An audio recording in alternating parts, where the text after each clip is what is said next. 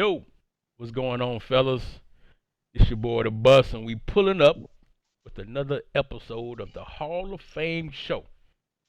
I got the homies on here today, man. So I'm gonna let them introduce themselves. We got not the one and only expert in the building. What's going on, man? Yo, what up, Bus? Chilling, chilling. We got the homie Tight Work. What's happening? What's going on, Bus? We here. Let's get these candidates introduced. Yes, sir. And last but not least, we got White Randy in the in the building. What's up, Randy? What up, champ? Ain't nothing, man. Just chilling, man. So, um, let's give these guys a quick rundown of what this show entails, man. And it's basically the 10 candidates from the DML that could possibly be inducted into the Hall of Fame. It's only gonna be five, so we're gonna give you the 10 candidates who we think deserve to be up there for this particular award. So let's get it started, man. And first up is my man from the Houston Texans. That's Cameron Stecker, man, tight end. Um, I think this is the first time we've really actually had a tight end up for possibly being inducted into the Hall of Fame. But he played on a Texas team that probably the main and only bright spot from the Texas team. But for a tight end to be possibly being inducted into the DML Hall of Fame, I think it's pretty dope. What do you guys think about Cameron Stecker, first round pick 17? Yeah, I mean, this is a good player for a team that really underperformed. But you look at Cameron, he came in 2022 and he had a good rookie season. He had 68 catches, almost 1,000 yards. But it was that started at 2025 season that he started to go on a run where he had over 70 catches for 5 straight seasons with his big year of 94 catches, almost 1,500 yards. This is a good tight end and a security blanket for JB and these Texans, and well deserving at least of a Hall of Fame nod to try and get in. Of course, with 10 guys, only 5 get in, but Cameron Stecker as a tight end to even be in this group is a huge accomplishment and a great player for JB. Yes. I mean, as you see, he had 553 receptions, 55 touchdowns, and almost 8,000 yards, in his career.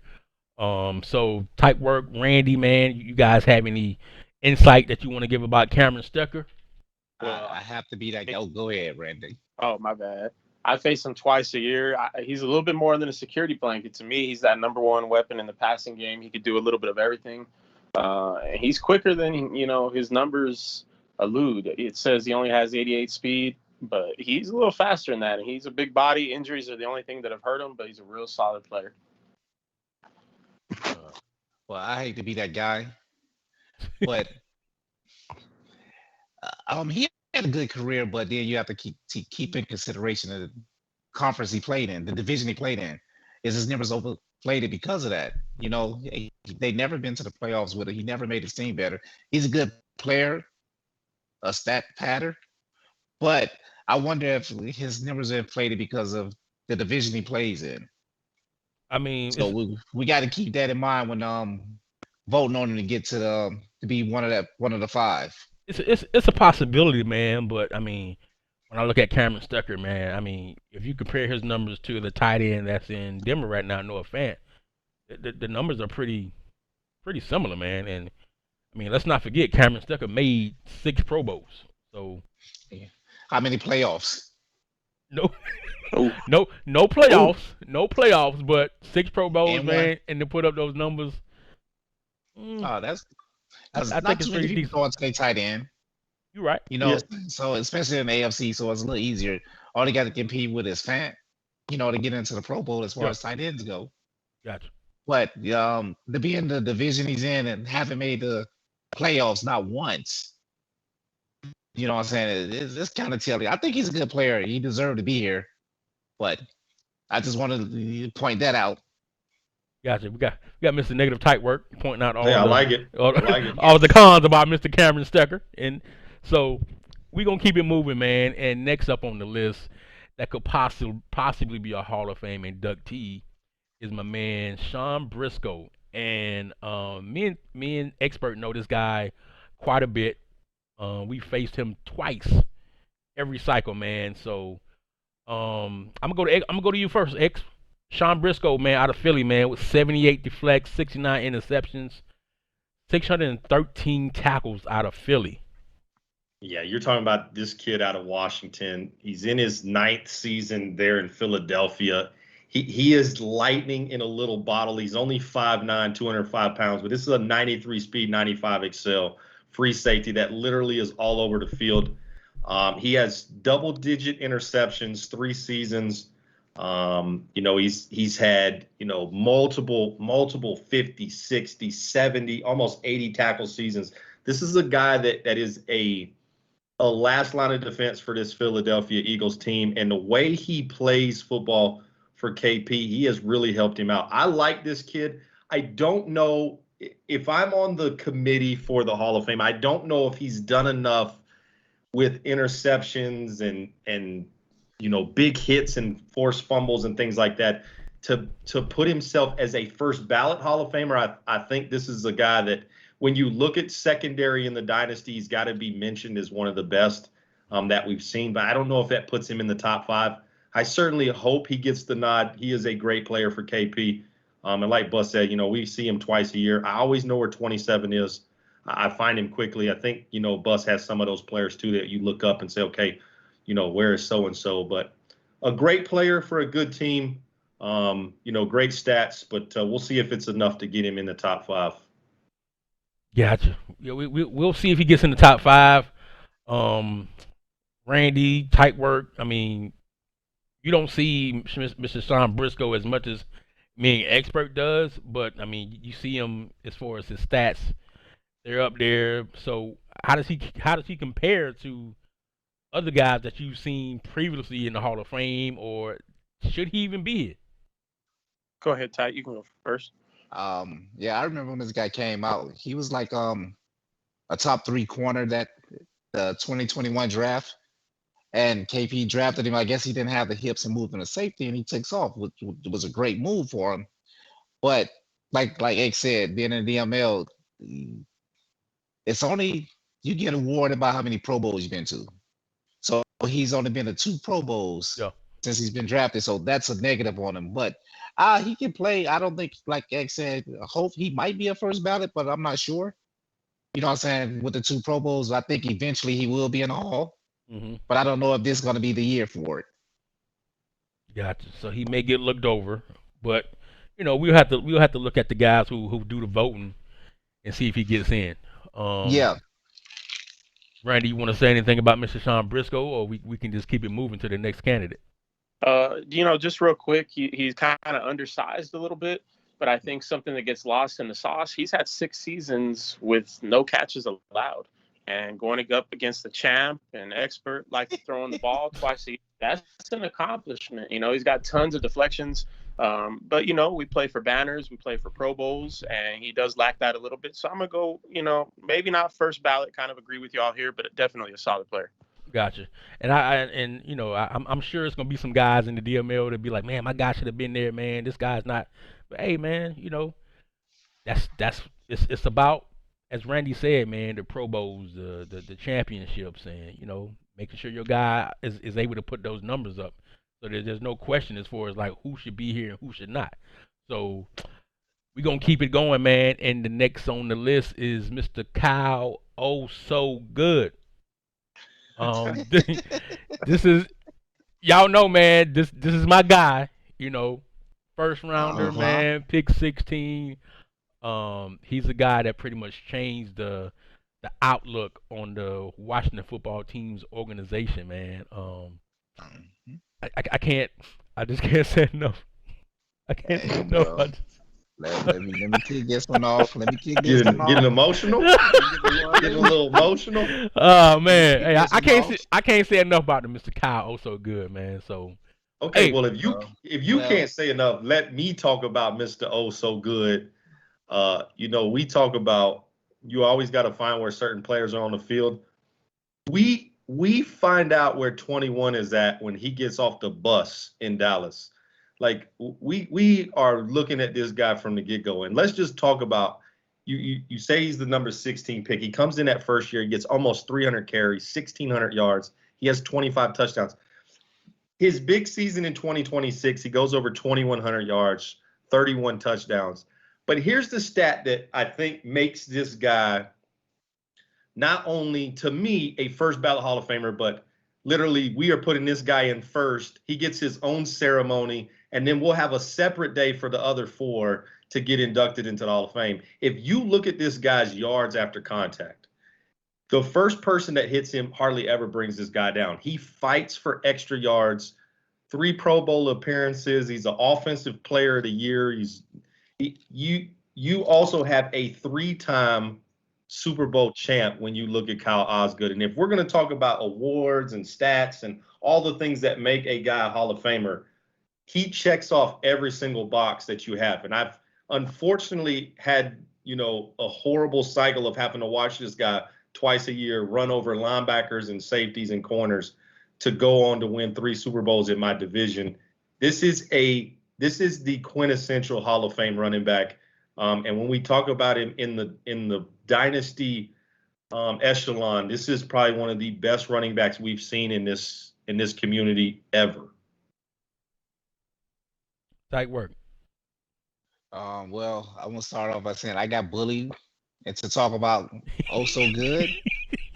I could not. If I voted against him, I'd have got my head cut off. I mean, let's keep it real. Let's keep it real. Let's keep it real. He balled, but it's other guys that stats is a little bit better at this point in their career. But he did play less years. But the thing that sticks out the most to me when you're looking at his stats, he averaged his whole career 222.6 yards a game. That is ridiculous. And Bus keep like trying to do the humble brag mode, like don't talk about it. You played it. He so good took them to 4 straight Super Bowls, winning 3. You know what I mean? Like there's no other candidate in this out of the 10 that can say that he played in 4 straight Super Bowls. And he should have been MVP of a couple of them. So you know what I'm saying? I got bullied, but it's deserving. The man is a baller, man. He's a beast. He's one that I want my kids to look up to. That was supposed to be funny. Y'all laugh. I mean, we all know. Like as I mentioned earlier, man. I mean, he changed the organization, man, for the Washington football team, man. And the funny thing about this, and I might have told this story to a couple of other people, because I talked to Osgood on a regular basis. He really wasn't supposed to be the guy. You know what I'm saying? But he came in, he beat out talk about, you might remember the guy drafted named guy named Reddick. I drafted this guy named Reddick, and I was expecting him to be. I don't remember him. Well, I drafted this guy named Reddick. He was supposed to be the guy that was going to take over for the Washington football team, but also good had other plans. So I mean, it is what it is, man. If he may get in, he may not, but he's proven that. I do got one negative on him. Why is he running around with this linebacker face mask on? He needs to be voted out because of that. Okay, continue. He's different, man. He's a different type of cat, man. Randy, man. Hey, when you talking about Hall of Fame, that should be people that you can't talk about the NFL and the game of football without mentioning their name. And this 3-time champ right here, his best ability is his availability. All right, playing in 4 straight Super Bowls, like we mentioned. He's been around. He's been healthy. He's been there to hang them banners for the bus. I mean, just a beast, straight monster. Gotcha. Yeah, he's pretty good, man. But the next guy, man, up on the list, he's no slouch himself, and he's out of New England. And this is Mr. George Stewart, man. I think if I didn't like Mr. Oh So Good so much, George Stewart will be my guy. First round pick 13, over 1,700 yards. 17 rushes, 111 touchdowns, and 11,000 yards as far as rushing, man. I mean, but this guy can do it all. He can catch out of the backfield. He can run the ball. And I think he's been that guy that the Patriots kind of look to kind of lead them, in the right direction. The Patriots were actually in the AFC Championship last year. So what do you guys feel about George Stewart? I mean, is he a guy that should be here, or like Mr. Tightwork says, he's one of them running backs that maybe shouldn't be here because we have other guys that's potentially better? Um, well, I'm in the AFC East, so I'm gonna go first on this one. He's a baller, man. He what makes the New England offense goes. He's hard to account for, but the difference between like comparing apples to apples, running back, he he's not as a big an impact on his team that Osgood on his. Mm-hmm. But we can't hold that stigma on that they're not winning because they are winning. Like you said, they played an AFC Championship game last year. They lost, but they played in it, Right. and he was a big reason why. His stats are a little bit better than Osgood's, but then when you go look at the average per game and everything else, touchdowns, Osgood beat him. I said, well, what last year? So that means once they get even, Osgood's going to be better than them. But he's a good guy. He deserves to be here. I'm not sure he'll make the 5, but I think he's very well deserved because he did carry this New England offense this cycle. Right. Anybody want to chime in, or y'all want to just keep it moving to the next guy, man? I mean, I think the thing that hurts Stewart the most is that he's going into a Hall of Fame class with a guy that's won 3 Super Bowls out of 4 in Osgood. And when you look at the stats, Stewart's 1 year older. He's been in the league 1 extra year. He's been so close to that 2,000-yard season a couple times. He just never could get over it. When you look at Bino Herp and these Patriots, you never think, okay, this is the guy we got to watch out for in the end. Yes, he's been successful. He made the AFC Championship last year, and he's starting to get that team rolling in New England. He's been consistent throughout the cycle. But like Randy said, when you talk about Hall of Fame and you talk about, the dynasty, and you can't take the next sentence without talking about a guy like Osgood. Stewart kind of gets lost because of that guy that's in Washington. And yeah. I think he has the numbers to be in the Hall of Fame, to be a top 5 guy. But does he get pushed back because we have a for sure Hall of Famer in Osgood? And do we kind of forget who Stewart is? I don't know if the committee that makes that decision is going to look at these two guys and put them side by side and say, yeah, we can't take Stewart because look at what Osgood has done. Even though Stewart's got 4 Pro Bowls versus Osgood only has 3. Mm-hmm. Osgood's been in 4 Super Bowls. He's won 3 of them. He's, his numbers compared to Stewart are pretty much identical, a little bit better on that yards per game, averages a little bit better. So does Stewart get knocked out because of how good Osgood was? We're going to find out draft day. Did Stewart make the cut or not? He definitely has the numbers to be a Hall of Famer, but, there's nothing to say he's going to be in that top 5. Exactly. I mean, I think Stewart is a great running back, but as you mentioned, I mean, because of who else is in this class, it could potentially knock him out of being first ballot Hall of Famer. We don't keep it moving, and the next guy up is actually out of Miami, and that's Mr. Jose Moats. Jose Moats, man, I want to say this guy was actually a Heisman winner as well. Am I right, Mr. Tightwork? Yes, 2021 Heisman Trophy winner. Right. So pick first round, pick 9. He has 6 total tackle for loss, 93 sacks coming from the outside linebacker position, 363 tackles. I know this is your guy, but we're gonna let Mr. Randy talk about Mr. Jose Moats first and why this guy is a potential Hall of Famer. And well, definitely a beast. Having played tight work a few times with Jose over there, he's a very consistent player. He's coming off the edge, bringing that heat. Always has a few tackles for loss in the games that we have played. Always in there making assists. He has a nose for the football. He's big, 6'3", 240. Not the fastest, but he's got all the traits. He's got, the spin, the bull rush, the ability to get to the quarterback and make those tackles behind the line of scrimmage. A really nice player here, really solid and consistent for that defense of the Dolphins. This is tight work. Let's hear what you got to say about your man, Mr. Jose Moats, out of Oregon, man. I mean, and before you even start off, I think the committee was going through a bunch of players, man, and this guy kind of snuck up. So he was kind of quiet during the different cycles in the seasons in DML. But then when you go look at his stats, you're like, wow, like he's doing all this like kind of like under the radar. But when you compare him to everybody, I think he's a great candidate, for the Hall of Fame. So Tyke Work, I know you love this guy, man. Being a Heisman winner, you picked him ninth overall in the first round. So I mean, make your case why this guy could potentially be a Hall of Famer. Well, I know it's not Walt Disney, but this is a Walt Disney story, man. You win a Heisman in college, then you go to the DML, and then you make the Hall of Fame. That's the greatest story ever told, you know.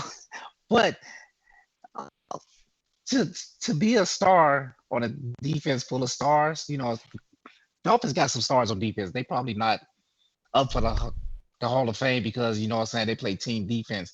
But to see what he's the best player on the defense is telling. You know what I'm saying? He had like 5 years in a row where he had double-digit sacks. He didn't start his first 2 years. He was just coming in on sub packages, and he produced 7.5 and 8.5 sacks. In the 2 years, he wasn't starting full time. And then after that is double-digit sacks every year. And then his highlight is what 2027 when he had 17 sacks. Mm-hmm. So he's not he dropped to 9 because he was a little on the small side, a little slower than what people would like. You know what I mean? I think he ran like a 4.68 at the combine. So a lot of people like crossed him off, even though he had a productive career at Oregon, and winning the Heisman as a defensive player. And then he comes to Miami. And we haven't went to the Super Bowl, played the Super Bowl yet. It's been an up and down season cycle this year for the Dolphins. But he's been producing every year, been showing up. Even years he missed a couple games in the season, he still ended up with double-digit sacks. And without him on the Dolphin defense would be ranked in the 20s. But every year they finish in the top 10 at the end of the season. So I'm a fight for him, bang the table for Mr. Jose's Bolts. Whether or not he make it, I think eventually is just like a couple other guys. He might not make it first ballot, but eventually he will be in. Yeah. But his stats said, I think out of all the guys drafted this cycle, he finished second in sacks. That says a lot, Gotcha. So, expert, I know you're a guy, man, who likes linebackers. You draft pretty good linebackers down there in Dallas. How does Jose Moats compare to and when I say this name, it may ring a bell. Will Clemens. Remember Will Clemens? Yeah. He played for the New Orleans Saints in the DML a couple seasons ago. How do these two compare? When you look at Jose, Tyke Work hit on the nail on the head. When he came in those first couple of years, he was in kind of that sub package role, and then that coaching staff in Miami finally figured out let's allow this guy to go attack the quarterback. And since then, he has had, I know Tyke Work said 5. He's actually had 6 straight seasons with double-digit sacks. And for a guy that was the Heisman Trophy winner, a lot of expectations for this guy coming in. At Oregon, we talk about speed in college football. This was a stand-up linebacker who played in coverage, and the Dolphins realized, hey, let's let him do what he naturally can do, and that's make left and right tackles look silly. And he literally has pounded quarterbacks in this DML since he started his rookie year. He's already got 5. He's going to have double-digit sacks again this season. This is a guy, you compare him to a Will Clemens who has changed the defense in Miami. You take this guy off of this Miami defense, and that defense is average at best.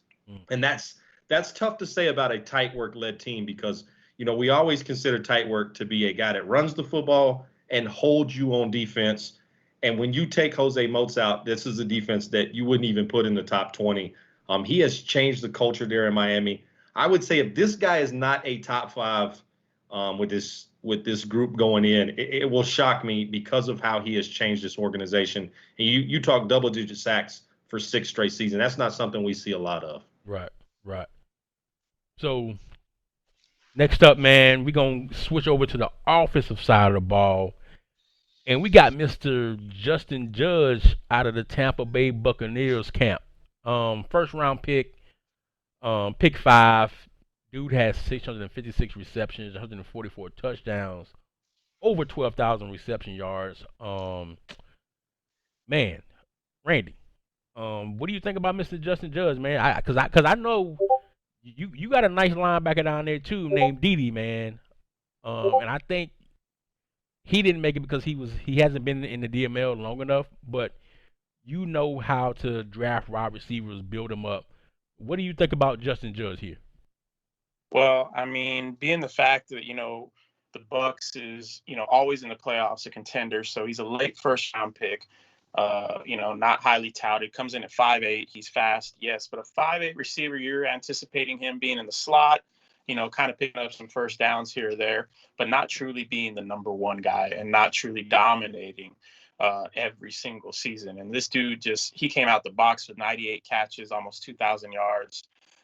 Just tons of touchdowns year after year. And then you look at his awards, 3-time best wide receiver, league leader in receptions. I mean, this guy has done all. And let's keep it in mind at 5'8", all right, playing outdoors and Carolina, in the elements, all that playoff football, just a really nice late first round pick that has exceeded expectations. Right. Gotcha. I think Justin Judge is a guy that should be here. Tight work. You got some big wide receivers down there in Miami as well. So what do you think? Is this guy deserving to be here, or were there Man, other receivers that should be ahead of him? we wouldn't have never drafted him in Miami. Just saying. He wouldn't have never seen the one orange. But he landed in Tampa and took off, man. I think he got picked on when coming through high school and college because he was the shorty of the crew. Hmm. You know what I'm saying? So he had a lot of doubters, a lot of people prove wrong because they thought he couldn't make it in his league. And he came in and set it on fire. You know what I mean?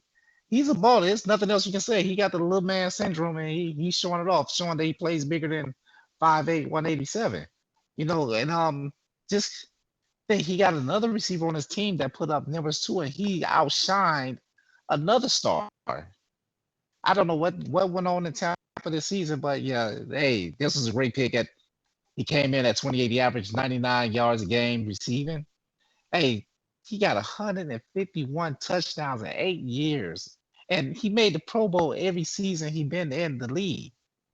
That's crazy. Yeah, Yeah. if he's not a first ballot, man, I think the committee need to be shot in the head or something.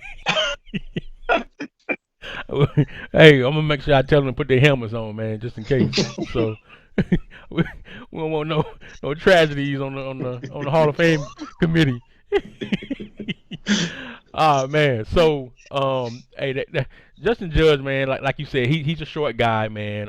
He wouldn't have never seen the field down there in Miami, man. But some of us like those little speedy receivers, man, and we gonna keep it in Tampa Bay, man, because I don't know what was going on, but they have another receiver, man, that could potentially be a inductee for the DML Hall of Fame.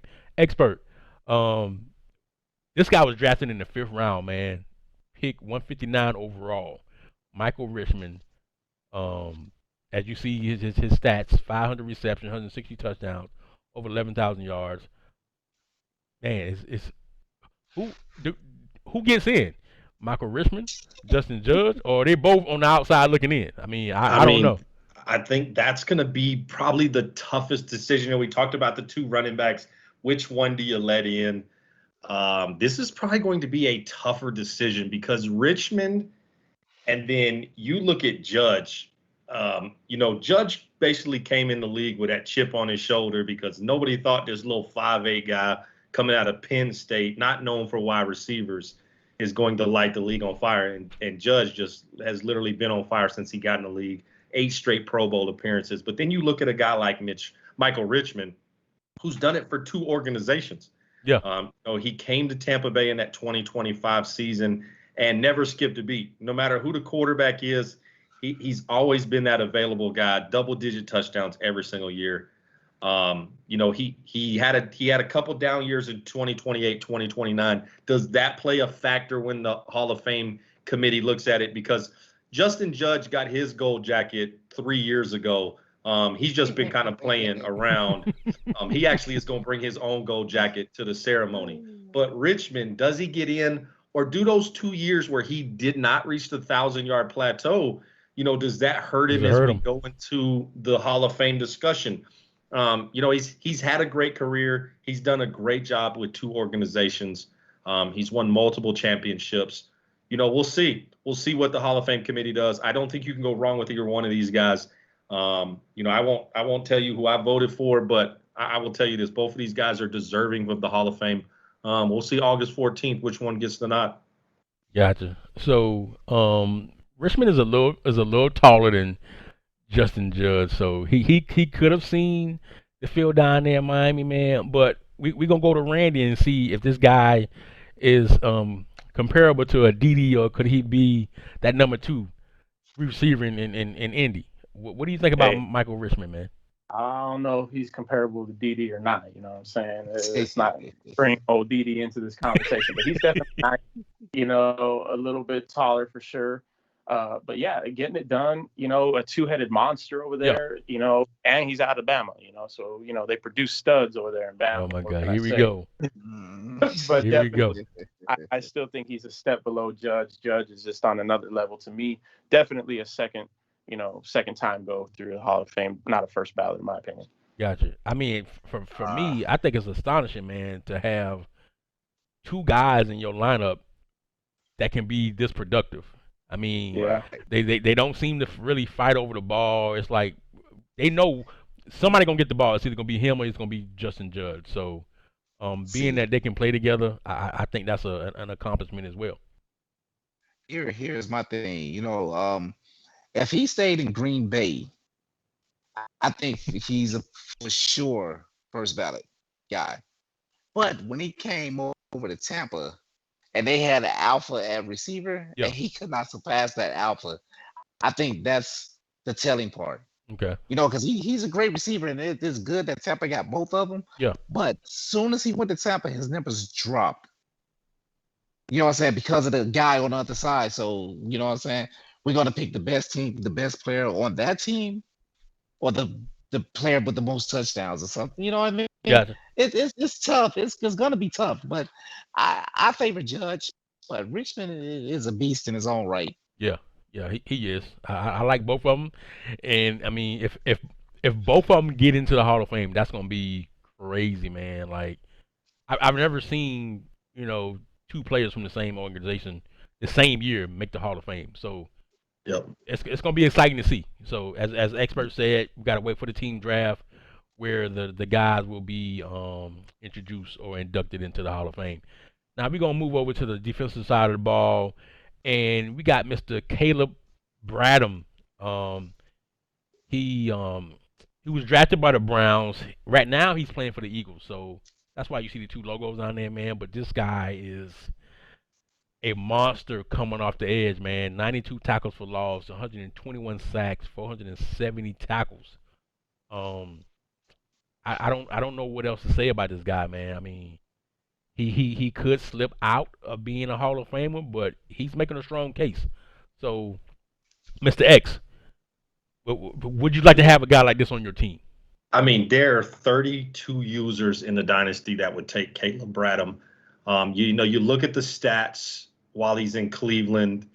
He's the sack leader in the Dynasty.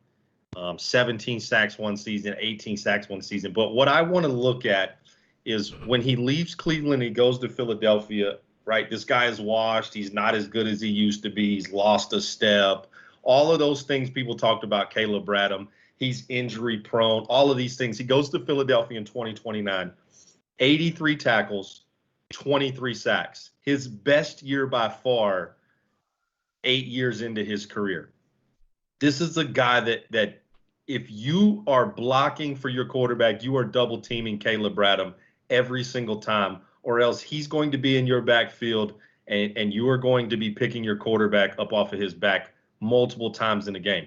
And if if we want to talk about a guy that impacts a game so much, this is where you first got to look, not only with the Cleveland Browns, but what he's done in Philadelphia in the 2 years that he's been there. He's already got 6 sacks this year. He's got 6 tackle for loss. He's got 20 total tackles. This is a guy that disrupts the football field every single time he's on it. I fully expect his name to be called August 14th. But, does he get in as well as the guy in Miami? That's the other thing. Which guy gets in, which guy gets left out. Right. Randy. Caleb Bradham, man. Is he deserving? Man, this is just a star-studded group that we have, definitely making that decision tougher. But, like X said, that's one thing I was noticing reviewing all these stats. He's gotten better with age. Yes. And like in Philly, they have tough time stopping the run, especially facing that 3-time champ, an old expert running the ball over there with Pollard all them years and Zeke. And he needed somebody to not only get after the quarterback, but kind of help him stop the run a little bit. And this guy, Bradham, just helped him big time. And, he's on pace for another great season, deep into his career. So I definitely think he's deserving of this, coming over to a new team, learning a new system, new coach, and just balling out. Definitely. Right. Well, we're going to keep it moving, man. And we're going to stay on the defensive side of the ball. And this is another D lineman. And he plays for the Washington football team, and that's Mr. Brian Saxton, 2nd round pick 48 overall. 99 tackles for loss, 81.5 sacks, 249 tackles. This is another guy that played for my organization. He's been a great pleasure to have on the team. And previously we talked about Caleb Bradham, and I think these are probably 2 of the best drafted D linemen that came out of the DML this year. But experts stated that Caleb has had his best year in 2029 with the 23 sacks. Until Bradham came over, the best D lineman in the NFC was Brian Saxton. Uh-huh. So he came over, beat him out for the award for 2029 best D lineman, and he won 2029 Defensive Player of the Year, Caleb Bradham, that is. So I think it's a toss-up between either one of these guys, but man, I don't know. I'm gonna let one of you guys speak about Brian Saxton. I mean, you have to look and put these 2 guys side by side, and that hurts Saxton big time. Yeah. When you put Bradham next to him and you look at stats, Saxton is had a great career in Washington. I think what may help Saxton is when you look at it and you step back and say, okay, this is a double-digit sack guy for 5 straight years on a 3-time Super Bowl champion team. Does that outweigh the stats that Bradham has had in Cleveland and Philadelphia? That's kind of where it's going to be. Both of these guys are great stopping the run. They're both great at getting after the quarterback. I think if Saxton had that 1 extra year and got to that 100 plateau for sacks, it may be a little bit harder discussion, but unfortunately, I think Brian is going to be on the outside looking in when all is said and done, just because of the guy we looked at in Miami, as well as Bradham there in Philadelphia.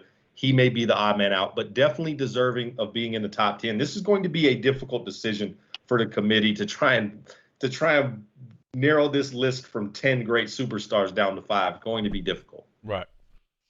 Mr. Tygart. I hate to be Nancy again. Karen, which one are you want to pick? Yeah, Karen is good. Here we go. Here we go again. I look at him and think that he's a product of the football team system. Mm-hmm. They got Osgood. Everybody's planning on stopping Osgood, and everybody's scared of Osgood, so they can't stop Osgood, so they feel like they got to outscore the football team. Mm-hmm. And then they're throwing the ball more than what they should. And he's a hell of a player. You can't take that away from him. But is he a product of the whole organization in Washington? Played in 4 Super Bowls. I said the last 4 Super Bowls, winning 3. And he was a big part of that.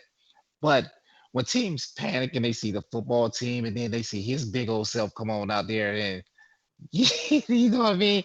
It's difficult, So is he's like generating those on his talent, or just a product of the football team organization? Is my question. I like him. I think that he got a strong argument to be first ballot to be announced on the 14th, but I the committee got to keep those things into consideration. Mm-hmm. But I'm Well, hating a little bit, so you know what I'm well, saying. Just well. let me be. Let me speak on behalf of Mr. Brian Saxon and the Washington football team organization. Now, if you remember, Saxon came in to a D line that was just loaded with Chase, Montez Sweat, Deron Payne, Allen.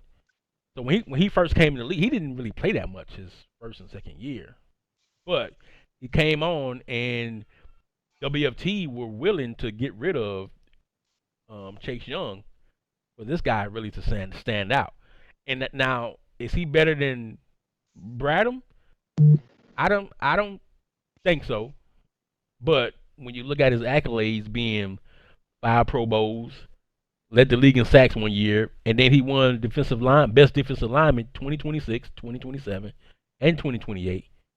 So I think he kind of deserves to be there. And I may just be a homer because he's on the WFT Nah, he team. deserved it. But He deserved it. expert Randy, you guys can chime in, man, and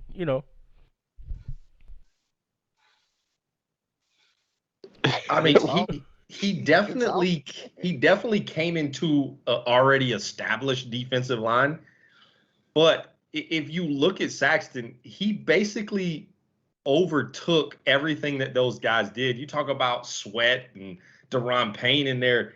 We forget about those guys because of what Saxton has done. And really has, if you look back at the stats, he is the best defensive lineman the Washington football team has had for the entire cycle.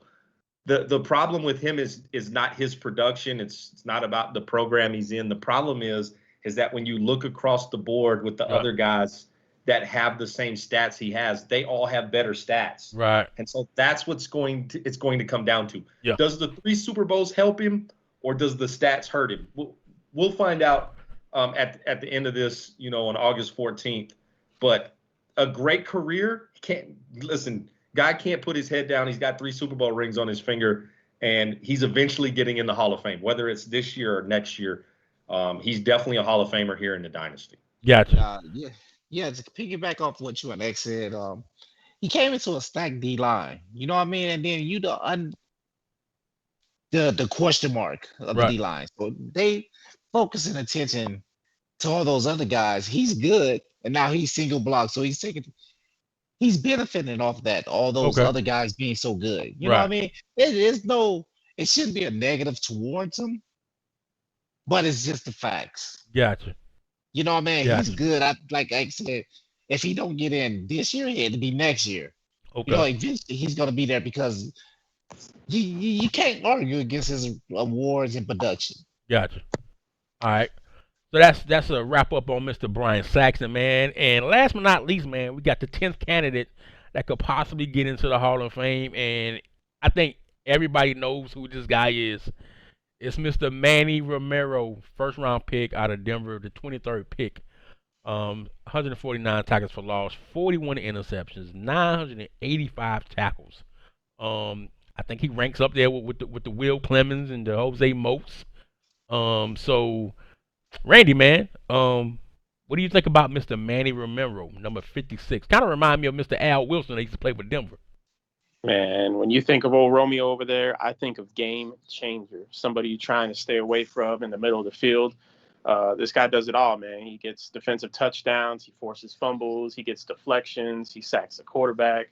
And then, of course, all them seasons above 110 tackles. This guy is just a force in the middle of the field.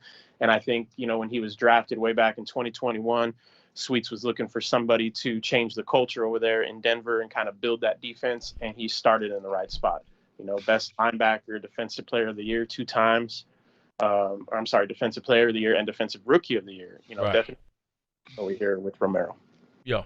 I think Mr. Manny Romero definitely should be one of the 10 candidates, whether he gets in or not. As experts always say, that's going to be up to the committee and, how much they really like this guy. You guys want to, chime in on Mr. Manny Romero, or does his stats and accolades pretty much speak for itself? fudge Manny Romero. Oh, they go Karen again. Well, Man, if he's carrying one, when he's finished, I'm gonna be carrying two. So go I, ahead, Sweet, tight yeah, word. y'all know what Sweet did, man. He cried and bitched and complained about he can't draft in the top 10 and get a good linebacker. Then he got this dude that cried, bitched, and complained about him. And now we talk about him being in the Hall of Fame. We know what Sweet's about, dog.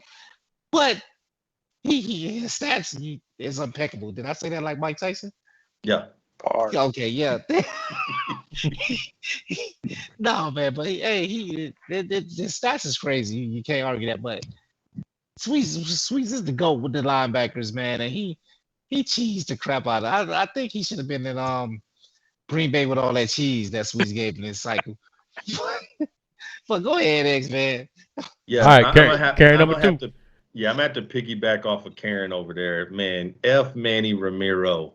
I when we got the list of 10 guys that were the finalists to get into the Hall of Fame, you go and look at a guy like Manny Ramiro and you talk about a game changer and a defensive guy that changed the culture.